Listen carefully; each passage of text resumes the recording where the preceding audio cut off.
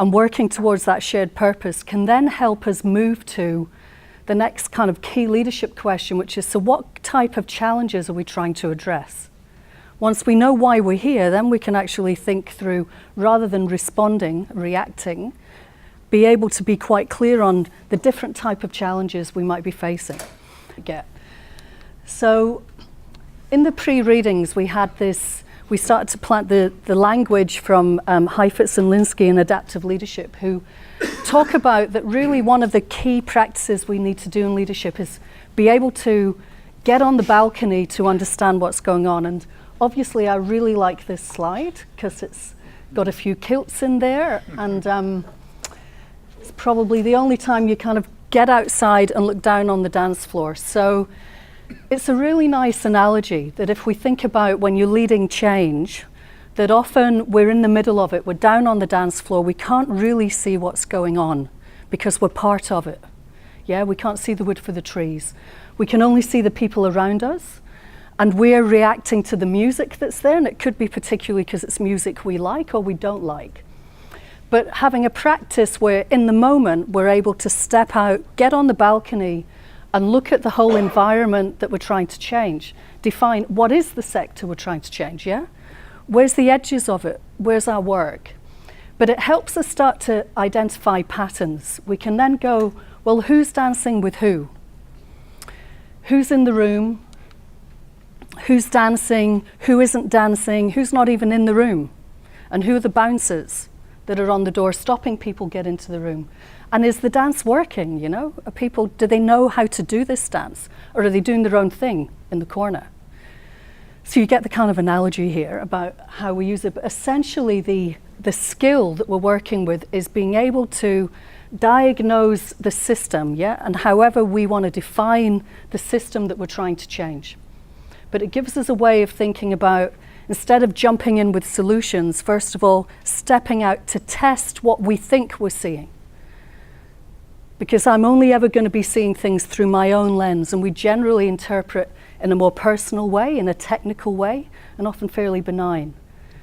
What we're trying to do through leadership is think about how can we, they're all really useful, those interpretations may well be right, but we want to have a range of different ways of looking at what's actually going on so we can test the reality. And that would be starting to look at those patterns, looking at the whole system. Yeah, what are some of the drivers, the relationships, the behaviors that might need to shift? We might be then testing the political work that's going on, but all the time we've got to test what we think we're seeing. And then we think about, so how do we then act and mobilize the system? So over today and tomorrow, the next day we're together, we're going to be working with skills in both. First of all, a different way of diagnosing what's going on, and then a different way of intervening and trying things, trying experiments, seeing what happens, learning from that. But at the same time, we have to see ourselves as part of the system. And I think this is really key. We often see ourselves maybe as a spectator on the balcony, looking at what's going on, or detached from the problem itself. So in adaptive work, it requires us to really put ourselves in the challenge, in the system, and see that there will be things that we personally and organizationally are doing which are contributing to the problem. Just gives us a way of looking at that is normal. That's going to be happening. We're in the system, so we are also part of maintaining status quo and to helping to understand some of those blind spots that we can't see what's written on a t-shirt. We can't see what's on our back. So we need to have other lenses and ways of looking at that. And then finally to see not just how to act in the system, but how do we then take action? What's going to happen when I turn up and try and do something differently because of who I am and my own makeup, my own defaults, my own ways of doing things? Where's my adaptive work going to need to be so I can have impact here? So this is the framework we'll be working with throughout, this idea of being on the balcony, having a look, then testing what we think we're seeing.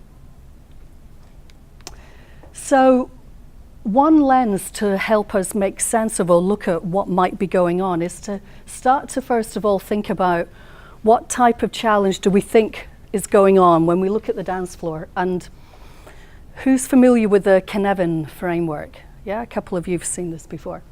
So this is from Dave Snowden, and Cynefin is the Welsh word for habitat or place, of finding place, with the idea that actually any place that we are in is a complex system and has a whole lot of influences and forces, some of which we understand and some of which we don't.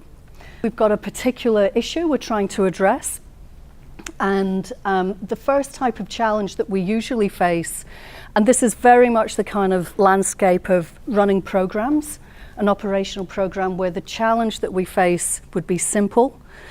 First of all, what we have to do is sense what is it that what we're facing. We categorize it against a whole load of criteria we've already got around, is this an operational challenge, and then we respond.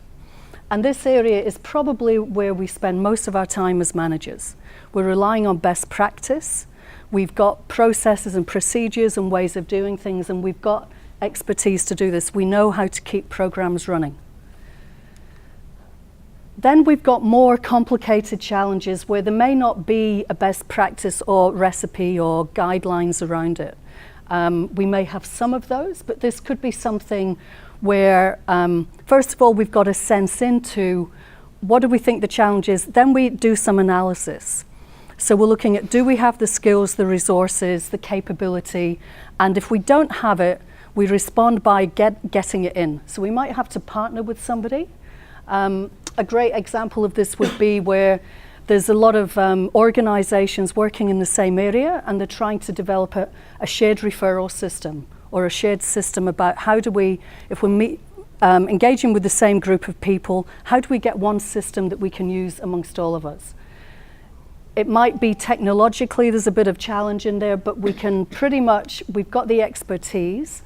We're using best practice to create good practice, because we're creating something slightly different, but it's well within our repertoire. We're not really having to learn anything new. We can partner with people to get those skills. And then we've got more complex challenges where we don't know what the problem is or the challenge. We've got to discover it. We've got to probe. We're facing a situation or a disruption that we haven't faced before. So it requires that analysis. We've got to kind of probe in, ask questions to try and figure out what it is. And the likelihood is we would all have a very different idea about what the problem is. So, you know, any of our biggest kind of adaptive challenges around, you know, indigenous disadvantage, around poverty, whatever it is, we will all have a different take depending on what organization or system we're in about what the problem is. So we've got to probe, we've then got to sense and do that analysis before we respond. And the way that we respond is by trying things. So it's emergent practice. We can't rely on good practice or best practice. We still might be doing those, but they're not actually solving the problem. Yeah. So when the problem continues to continue, we know that we're probably in a more complex problem, that it needs lots of different stakeholders. And then we've got more chaotic challenges, which are generally in the kind of emergency, natural disaster territory, where we've got to act quickly. We don't have the luxury of kind of probing and trying to figure it out. So we have to act, and then we kind of sense into, you know, what did we do, and we respond as we're going. We've got to act very quickly. And then afterwards, we may get some good insights from what we did, but we don't have the time to go through a whole analytical process. And out of that, we may get novel practice. So the bushfire inquiry in Victoria is a good example of that. That people came together, they collaborated, they acted quickly. They were having to sense as they went along, as they responded. And it was only in the aftermath they were able to get some of the learnings about where things could have improved or been better. So these are different ways of, they're not categorizing your challenge, it's actually helping you make sense of the challenge. And the usual response to these is quite different. And I think this is often the trap that we get into. So if it's a simple challenge, which is relying on best practice, we might need to coordinate with people who bring different parts of it, but just requires coordination. Yeah, it's getting people to do the job they're meant to do, aligning that to best practice and making sure it happens. The response to a more complicated challenge is cooperation.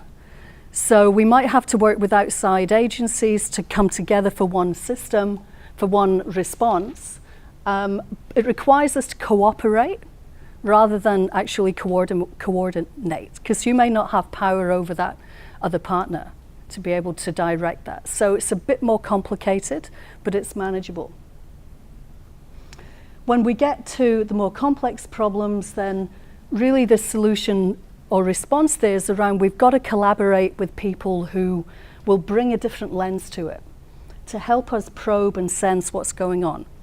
So we've got to go usually outside of our own repertoire, outside of what we know, to bring in people who may look at this challenge in quite a different way, but who are impacted by it and who've got a stake in it.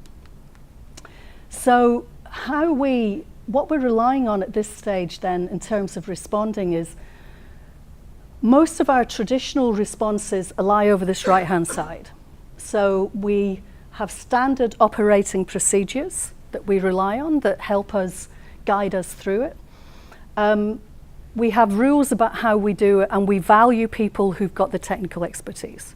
That's why you're in the job, because you know how to address simple and complicated challenges.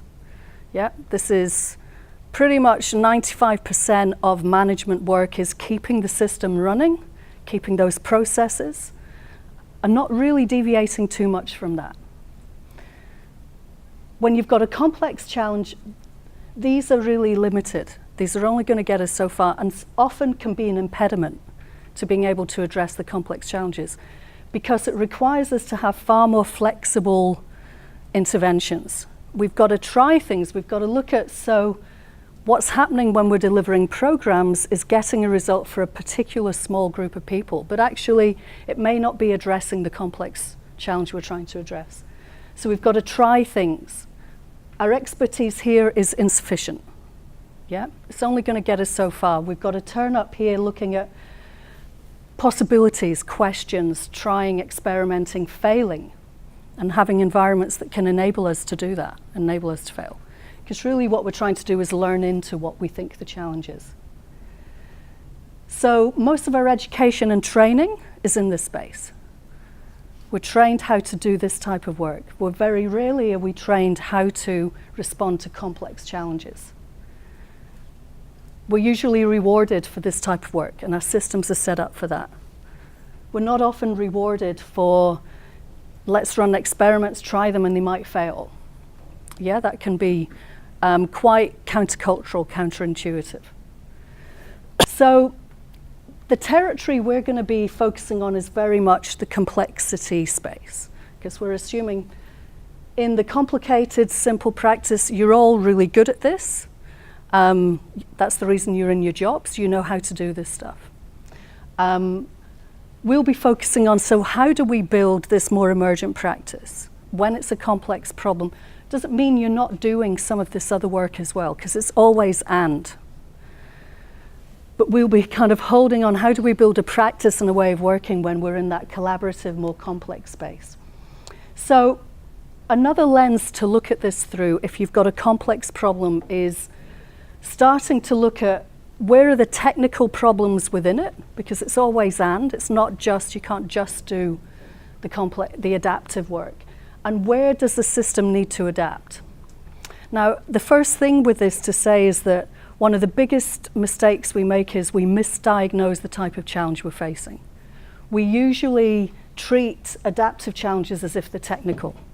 We chuck everything that we have and everything we know how to do at the problem, but it continues to continue. So if the challenge that you wrote down before is one that it just hasn't gone away regardless of what you've done, you know you've got an adaptive challenge. Because what it requires is not a technical response that you know how to do. It requires a shift in values and beliefs, in relationships, really in the conditions that are underpinning a lot of the work. We often go and run programs on the top of relationship structures and ways of working that are still the same. and we think we're going to get a different outcome. So adaptive challenges is really looking at what's the adaptation that we've got to make in our organizations and the broader systems we're trying to change. So technical problems, easy to identify, yeah? They sit in that simple and complicated space. There's very quick solutions. They lend themselves to best practice or good practice. Usually they can be solved by the people in authority. So CEOs, senior managers have got the authority and they've got the know-how, but they can also delegate that work to happen. They don't need to go really outside of that. And it usually requires change. It might be in a few places, so it could be that the organization has to shift slightly what it does, but it's contained within your organization. You might just have a slight restructure.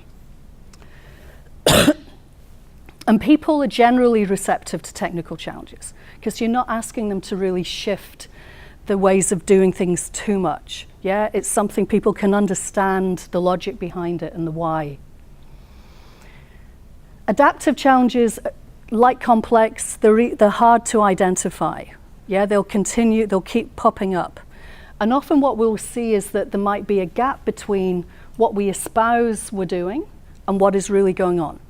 So when we see that playing out where we're saying one thing, but actually we've got a very different practice happening, or we're not meeting that for a reason, then we know there's some type of adaptation. We've got to look at what's in that gap. Adaptive challenges mean that the people who've got the problem have to be involved in solving it. It can't be fixed from outside. So we have to put the beneficiaries of the issue at the heart of it. So if it's around an adaptive challenge in communities or if it's in our organization, it can't be done by a group, a special implementation group over here. We've got to involve all the stakeholders in that challenge. And usually we're looking at change in numerous places. So it might be, some people talked about stakeholder relationships. How do you work differently with funders? How do you work differently with other stakeholders who could be part of helping design new solutions? That means relationships might need to shift, power relationships might need to change, some structures might need to shift to do that. And often we resist this type of adaptive challenge. And the reason we resist it is often, and it's related to the why, is that usually what we're negotiating is loss. That when we talk about change, what we don't talk about very often is the fact that there is loss or fear of loss involved in it. So we may know that there's a compelling reason why we need to change, and this is why the why is really important. That top of the line why, it's got to be aspirational and inspirational enough to hold people through the fear that they are going to have to give up something by engaging with us. Now, the lower up, the higher up the food chain you are, the less you might feel that potential loss. So usually what happens is, you know, when we start to talk about, right, we're going to change, we're going to have a restructure, we're going to change our focus, the people on the edges of the system are often the ones who will feel it the most.